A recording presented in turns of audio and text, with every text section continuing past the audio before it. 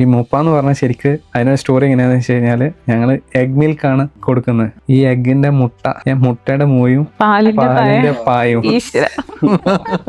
So പക്ഷെ അത് brand create ചെയ്യുമ്പോൾ ബ്രാൻഡ് സ്റ്റോറിക്ക് അത് പോരാ.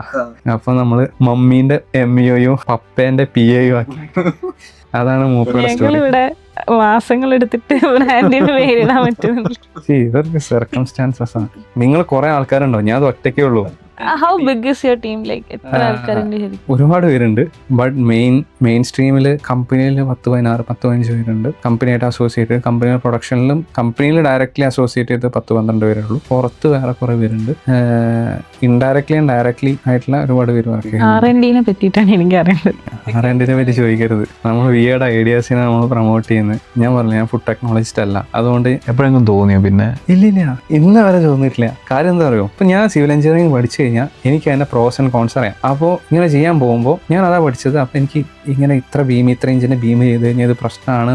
ആദ്യമേ ഇത് ഡിസൈൻ ചെയ്യുന്നതിന് മുമ്പ് എനിക്ക് തോന്നി ഞാൻ ഒരു പക്ഷേ ഫുഡ് ടെക്നോളജി പഠിച്ചിട്ടുണ്ടെങ്കിൽ ഞാൻ ഒരു പക്ഷേ ഇത് ചെയ്യില്ലായിരുന്നു. അറിയാത്ത സാധനങ്ങൾ നമുക്ക് അറിയാൻ ക്യൂരിയോസിറ്റി ഉണ്ടെങ്കിൽ ഓഫ്കോഴ്സ് അത് ചെയ്യാൻ ഭയങ്കര എളുപ്പമായിരിക്കും.